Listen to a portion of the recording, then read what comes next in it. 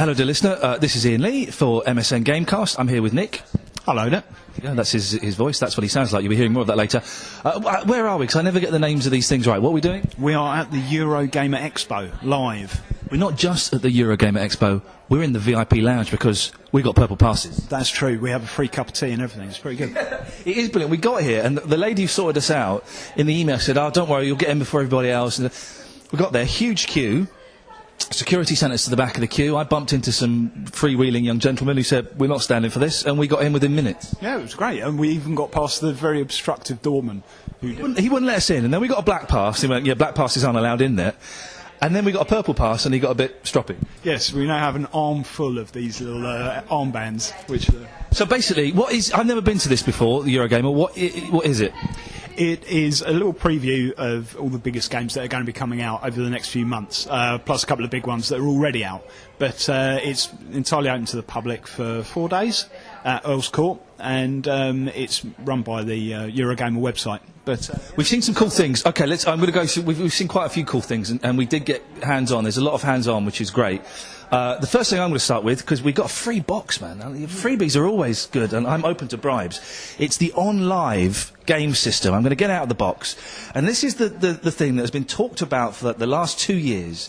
It's going to be the revolution in gaming, and I'm holding it now. It's a tiny box. It's about the size of an iPhone. It's a little bit thicker and a bit heavier. It plugs into your TV, and it plugs into your broadband, and you use that instead of a games console. You can play hundreds of different games on there.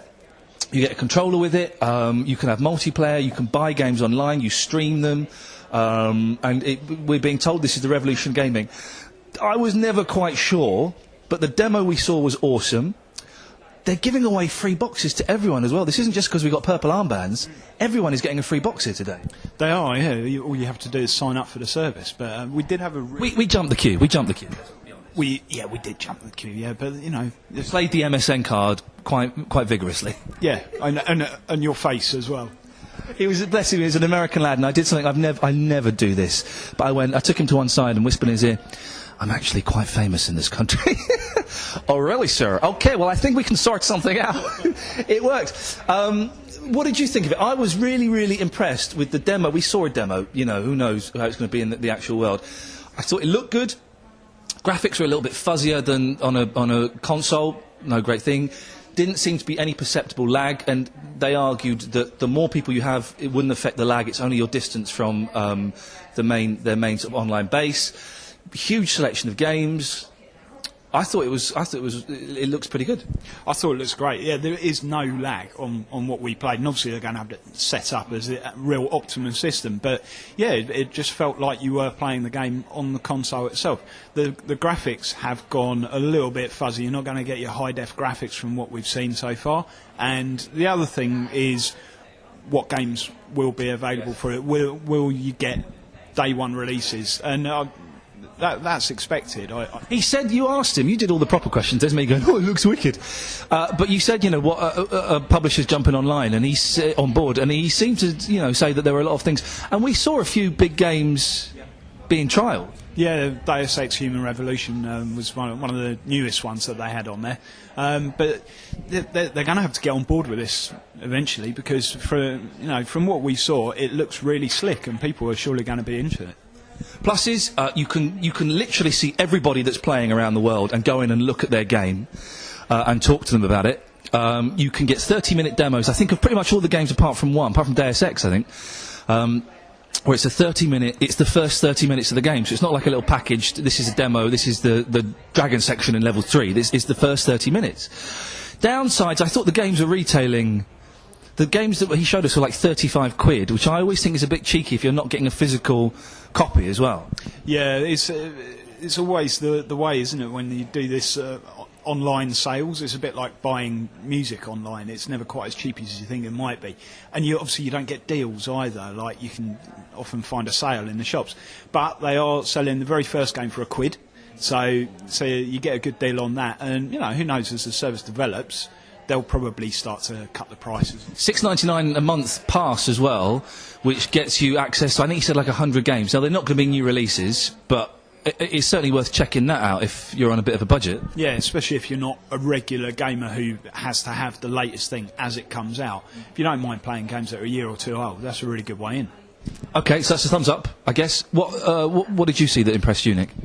Well, I got to see Skyrim, which I've been really excited to see. And well, it's weird playing those kind of free-roaming RPGs, because if you have a little demo on it, what do you get to see, really? We spent about 15 minutes and we're just going round in circles. Nice forest.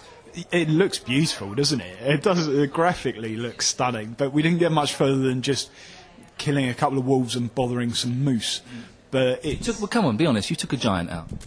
yeah, I did. You joined at the end of a battle and you threw the final flame that took the giant out. You weren't. I did, yeah. I think they would have struggled without me, actually. But yeah, I found him right at the end. But I'm so into this game because I loved Oblivion and I spent hours and hours playing that. And I can see this drawing me in just the same way, because the demo starts right at the very beginning and you've just got this enormous world to explore. So that's the kind of game I love. The enormity of the world's always kind of put me off a bit, because I always find I'm going in the wrong direction for 2 hours and then there's nothing, and I've got to go back and I think, do you know what? I can't be bothered. Yeah, I think this will counter that quite well, because Oblivion was really well designed and it took you from mission to mission without you having to just roam around randomly for too long. So I'm sure they'll do the same with this. PS Vita? Is that what it's called? That's what it's called, isn't it? We had to go on that. I had to apologise to the Sony chat there a year ago or so, maybe a couple of years. I did a terrible piece on the television programme Watchdog, slagging off PlayStation. Terribly ill-researched piece, factually awful, and Sony hated me, and this is the guy that hated me. And as soon as I realized, when we were going in and the guy was going, well, we're going to introduce you to David, who I think you know already, I was thinking, oh no. We made our piece, I complimented him on his excellent Pac-Man lanyard. I think we're friends now. PS Vita. What was funny is we both picked it up and went, oh, it's really light. And the young lad who was showing us around went, yeah, it's going to be a bit heavier when it comes out. They're going to add something to it. Really good. It's coming out in December in Japan, so we'll probably get it, I would imagine, January, February, March next year, which is a shame it won't come out before Christmas.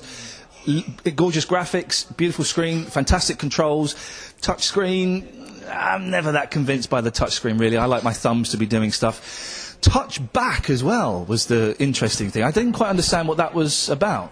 Well, the best use that I've heard for that is in Wipeout. You can change the controls, so you can map it that you have your accelerator and your brake on the back. Right. So as you slide your fingers up and down the back, that's your acceleration and braking. It's the same for when you're with a lady as well. Speed it up or slow it down. But yeah, that's quite a neat use of that touch. What was the game we played on there? I've forgotten. We played Uncharted. Oh, it looked good, didn't it? It looked beautiful. Really? Really stunning, yeah. I mean, a massive step on from the sort of graphics you get on the current generation PSP. Again, these things are great. Obviously, they're selling you stuff. They're great at giving you all the plus points. No indication of price yet, which is, is disappointing. Oh, by the way, the on-live box was 70 quid, I think they said. Free if you're here, which is wicked. No idea on price on the PS Vita. They've announced the Japanese price, which evades me at the moment. But yeah, I don't think there's been a definite UK price point yet. Anything else you saw that floated what I like to call your boat? We had a quick punt at Modern Warfare 3. Very quick. Yes. That was not the 15 minutes that we were... that was like 6 minutes. It wasn't, but we didn't have to queue. So that was a result. Oh, and we saw that there was a much bigger queue for Battlefield 3 than there was for Modern Warfare 3. Yeah. Read into that what you will. Call of Duty, we played the multiplayer survival mode. 2-player co-op, just taking on waves of enemies, a bit like Horde in Gears of War. It was fun, I liked it. It looks graphically very, very sharp, doesn't it? And it's, a nice multiplayer mode. There wasn't anything else to see from the game there, so, you always get to see the multiplayer before the real single-player stuff. It was good. Same old, really, I thought. Nothing new, particularly from what we saw, but looked fantastic. And that seems to be, there's a lot of stuff here. I mean, you got your big things like your Skyrim and your Vita, and Batman is here, but with the queue for Batman was too big. But there's a lot of same old, really. Yeah, well, it's an exciting place to come to if you're into what's going to be coming out during the big release schedule that we've got coming up. And from what we've seen today, the queues aren't too bad either. So you've got every chance of getting your hands onto all of the big upcoming games. There's a nice retro game section as well, run by the people who do the show in Blackpool. Lovely bloke called Dave, who's absolutely bonkers. He took me aside for a private chat, but it was nothing private really that he said. But he's lovely, and they do the retro or the game expo that's happening in Blackpool in November, and is well worth a go. I might be popping up there. But I was surprised. There's quite a big section they've got there with all their GameCube is retro. Geez, that's that makes me kind of sad. But a lovely little section. So there's a really nice mix of things. The thing that always surprises me about these events, and it's mainly video game events, is all the hot young girls in hot pants and boots. It's nice, but I'm nearly 40, so I feel like a dirty old man looking at this kind of stuff. Does it really add anything to the experience? We've moved on from that now. I kind of think that games are now art, and if we were at an art exhibition, you wouldn't have 21-year-old girls in hot pants, would you? That's why I don't go to art exhibitions. Does it add anything? It makes me feel a little bit embarrassed, to be honest. Well, yeah, it's just a little touch of glamour, I think, isn't it? It's there's still. Does your missus listen to this? Because mine does. That's why I'm being very diplomatic. You're doing very well then. Put it all on me. It's fine. Cause mine doesn't listen, so yeah, it's fine. But yeah, you get girls in hot pants at Formula 1 and boxing. Yeah, it's just a little touch of glamour, isn't it? Nothing wrong with that. Nothing wrong with that. Anything else that you've seen? I mean, there's loads of stuff here. I can't think of anything else particularly that we've had a go on. PC games seem to be quite well represented as well. It's not just your consoles.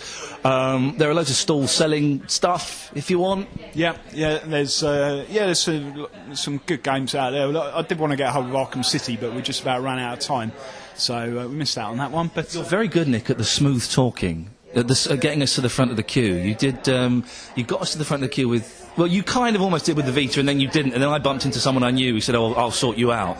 But you're very good at going. Can the press jump ahead here? Any special entrances for the press? It's worth a punt, isn't it? But it didn't work as often as it should have done. Maybe. If you're ever at one of these events, kids, just try it. Just say you're from the press. Have a notebook and a pen. Have a hat with a press card in it.